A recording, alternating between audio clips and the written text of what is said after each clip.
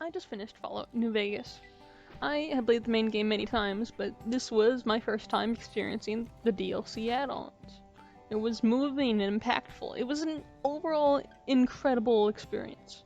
But this video isn't about that. This video is the story of a man known as Reifel McSchlifal, one of many couriers to get shot in the head in the Mojave Wasteland. These are small glimpses into his life. Early on, it was clear to Reifel that he was to help the NCR defend Hoover Dam. He saw incomprehensible power when he attempted to steal some whiskey from them.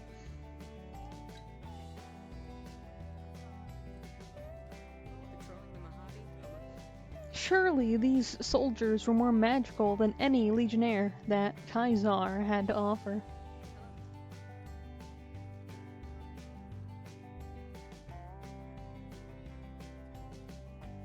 On his journeys, Reifel made several pals, who were sometimes a bit too sneaky for his liking. There was also that one time that Reifel saw where a Brahmin broke into the strip and then suddenly vanished through a door.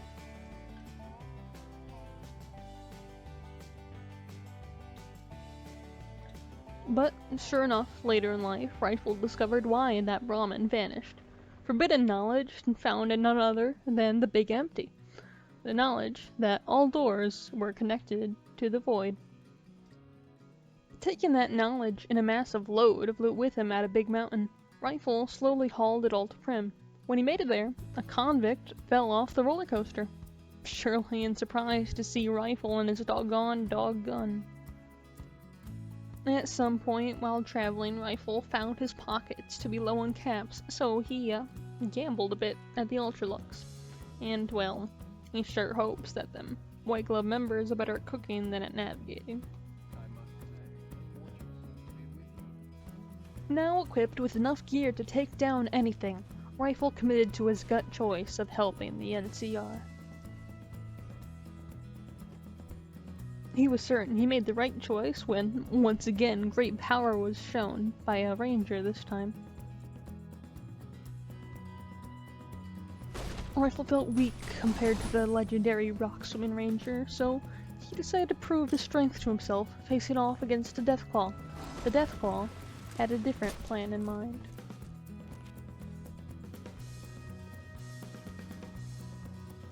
So he went on to find more Deathclaws. He definitely got what he asked for, that's for sure.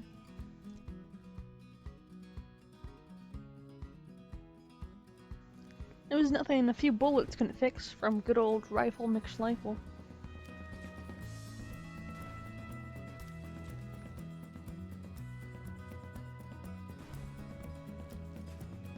After that, Reifel was sure to wind down with a bit of good old-fashioned box kicking. Then, after winding down a different way, if you know what I'm saying, Reifel found a hooker with a knife ran right through her. She didn't seem to mind, though.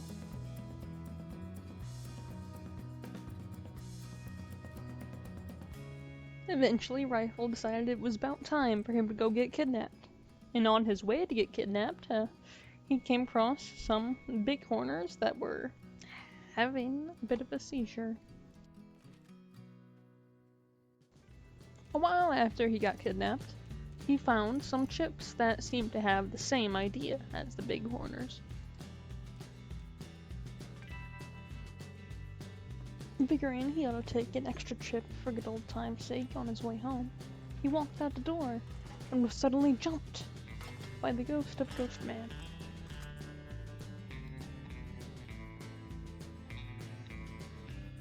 Then, of course, on his way out, making routes, taking it easy, he came across a king that was phasing in and out of existence just to thank him.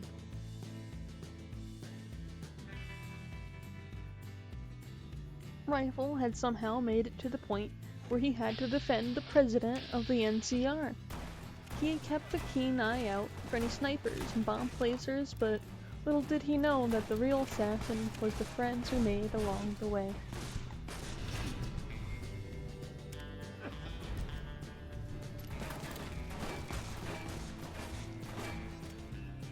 Because of Raoul's violent tendencies, Reifel made a visit to a calmer fellow, Arcade, who decided to make himself known by standing atop a chair.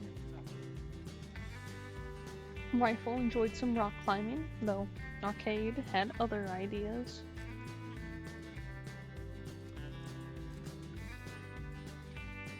One of which included teleportation.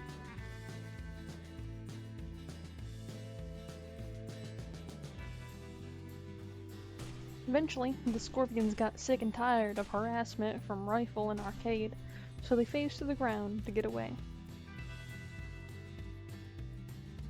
As he soon found out, having friends in the Enclave really teaches you some interesting tricks.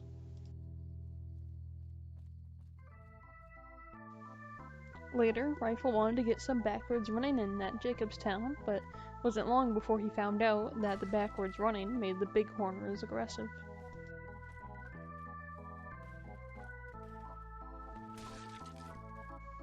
The backwards runner himself was then tasked to investigate why some Night Stalkers were turning invisible. The invisibility should be the least of anyone's concerns. After that was all said and done, Reifel went rock climbing again, only to be rudely interrupted by Waking Cloud.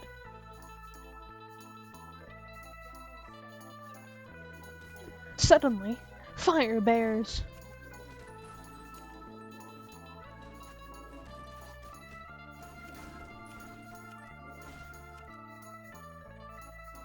After such a brutal assault from the flaming bear beasts, Reifel faced a far fiercer foe.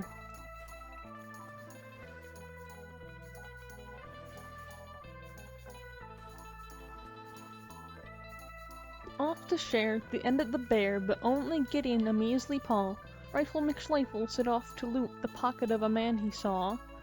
The pocket was locked, no gun to be seen, so he shot the man, but there was not a thing to redeem.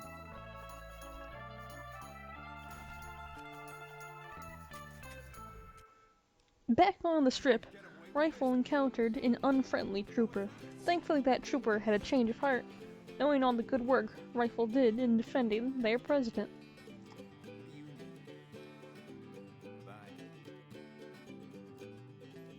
And Reifel, of course, accidentally blew some things up while ant hunting. Soon after that, though, Reifel became a star on the stage.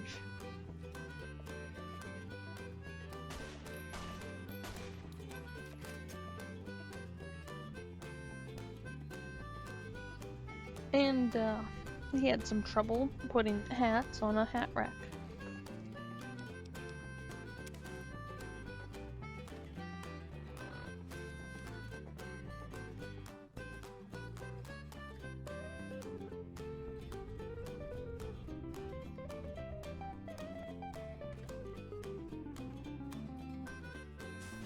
Frustrated by his inability to put hats on a hat rack, Reifel let out his frustrations by bonking marked men, only for his robot friend to get bonked into a desk.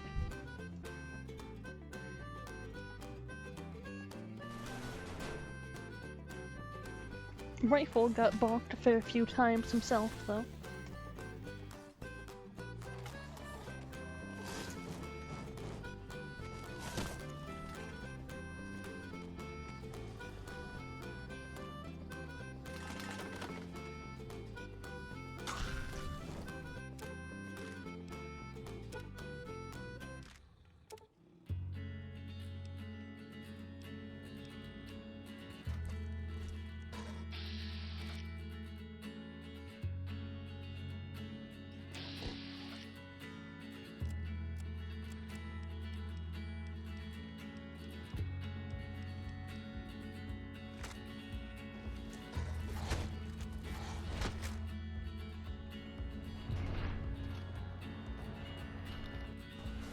Including him bonking himself.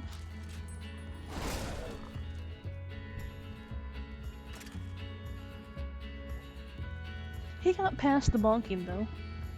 Barely.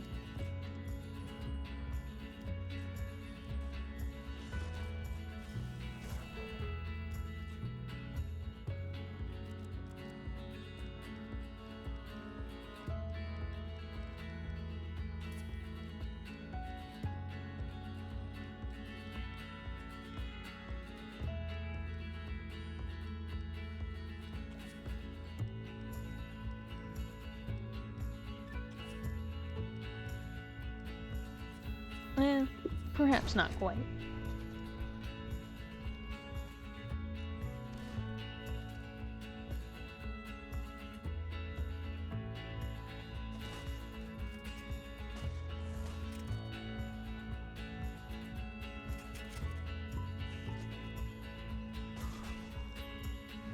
Once the bonking was actually finished, Reifel had to tie up some loose ends before the Battle of the Dam.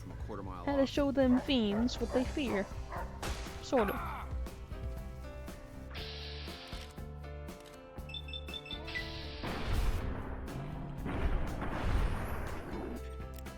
Quarter mile off, eh?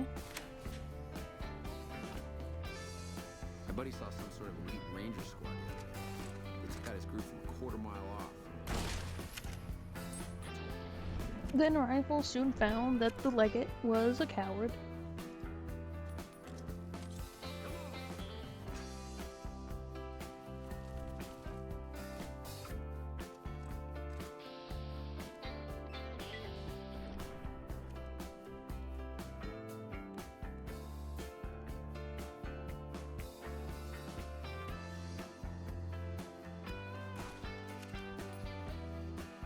And finally, with the legate's head in his hand, Reifel talked one last time with the general.